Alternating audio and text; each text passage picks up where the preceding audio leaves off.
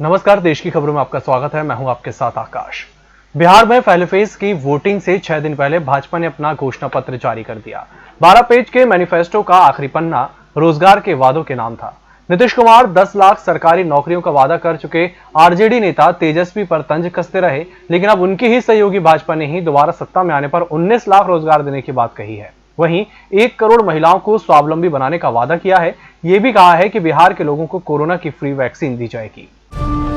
भारत सरकार ने देश का गलत मानचित्र दिखाने को लेकर ट्विटर को सख्त चेतावनी दी है। सरकार ने कहा है कि देश की संप्रभुता और अखंडता का असम्मान करने का ट्विटर का हर प्रयास अस्वीकार है।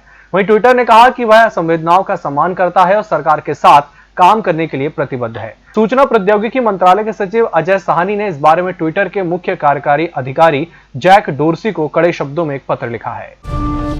लेह स्वायत्त पहाड़ी विकास परिषद के चुनाव को लेकर लद्दाख से भाजपा सांसद सेरिंग नामग्याल ने राहुल गांधी पर निशाना साधा है। उन्होंने गुरुवार को कहा कि कांग्रेस को यहां चुनाव प्रचार के लिए राहुल गांधी को लेकर आना चाहिए। उनके चुटकुलों पर हमारे लोग भी थोड़ा हंस लेते। नामग्याल ने कहा कि कांग्रेस को तो सोनिया गांधी को भी लेह में बुलाना चाहिए था। हम भी उनके मुंह से सुनना चाहते हैं कि 70 सालों में लद्दाख को एक केंद्र शासित प्रदेश का दर्जा ना दिला पाने के बारे में उनके पास बोलने के लिए क्या बचा है। महाराष्ट्र की उद्धव ठाकरे सरकार ने राज्य मामलों की जांच के लिए केंद्रीय जांच एजेंसी सीबीआई को दी गई आम सहमति को वापस ले लिया है। इसका मतलब यह है कि अब किसी भी मामले की जांच के लिए सीबीआई को पहले राज्य सरकार से अनुमति लेनी होगी। पार्टी के राज्यसभा सांसद और प्रवक्ता संजय राउत ने सरकार के इस फैसले को जायज ठहराया है। राउत ने कहा कि एक राष्ट्रीय मुद्दे के मामले में सीबीआई के पास जांच करने का अधिकार है। राज्य के मामलों से पहले से ही हमारी पुलिस द्वारा जांच की जा रही है। इसमें हस्तक्षेप के कारण हमें यह निर्णय लेना पड़ा।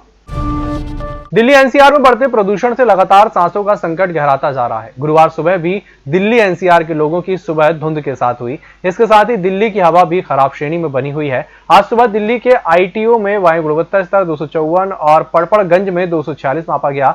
ये दोनों ही खराब श्रेणी में आते हैं। राजपथ पर सुबह साइकिल से सैर करने वाले कुछ लोगों ने बताया कि हमें साइकिलिंग के वक्त सांस लेने में तकलीफ होती है। अगस्त और अब की हवा में बहुत अंतर है जो हम महसूस कर पा रहे हैं।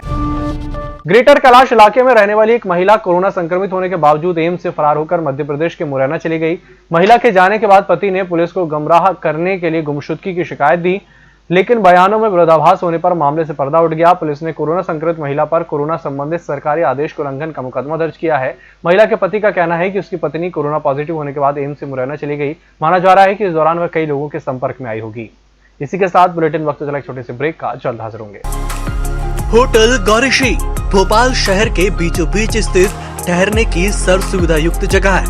Room available in affordable prices और facilities free wifi, AC, TV, parking, security, lift, full sanitised room, toiletry kit.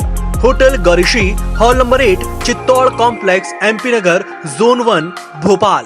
Phone number 7898128620। Break के बाद एक बार फिर से आपका स्वागत है। सर्वर से डेटा चोरी होने के बाद दवा कंपनी डॉक्टर रेड्डीज लैबोरेटरीज ने दुनिया भर में अपने प्लांट बंद कर दिए हैं। डॉक्टर रेड्डीज के अमेरिका, ब्रिटेन, ब्राजील, रूस और भारत में ड्रग प्लांट मौजूद हैं। दवा कंपनी को कुछ दिन पहले ही रूसी कोरोना वैक्सीन के ट्रायल को मंजूरी मिली थी। Drugs controller general of India ने डॉक्टर रेड्डीज को देश में रूसी वैक्सीन स्पुतनिक वी के दूसरे और तीसरे फेज के ट्रायल की इजाजत दी थी। बंगाल का सबसे बड़ा उत्सव दुर्गा पूजा गुरुवार से शुरू हो गया है। प्रधानमंत्री नरेंद्र मोदी कोलकाता में हुए कार्यक्रम में दिल्ली से वर्चुअल जुड़े और बंगाल के लोगों को दुर्गा पूजा की शुभकामनाएं दी, लेकिन भाजपा ने इंतजाम शायद अगले साल बंगाल में होने वाले विधानसभा चुनाव को देखते हुए किए थे। मोदी का संबोधन दिखाने के लिए भाजपा ने बंगाल के सभी 294 विधानसभा इलाकों के 78,000 बूथों पर टीवी स्क्रीन लगाए थे।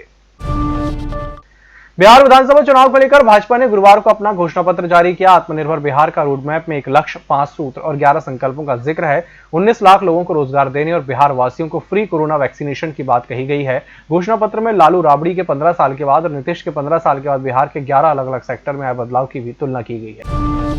गुरुवार को गुजरात के सौराष्ट्र कच्छ इलाकों में 6 घंटे में भूकंप के 10 झटके महसूस किए गए। पोरबंदर के पास 7, जामनगर के लालपुर में 2 और कच्छ में भूकंप का एक झटका आया, जिससे इन इलाकों में डर फैल गया। हालांकि इन झटकों से किसी तरह के नुकसान की खबर नहीं है। भूकंप का केंद्र जामनगर से 28 किलोमीटर दूर दक्षिण पूर्व में था।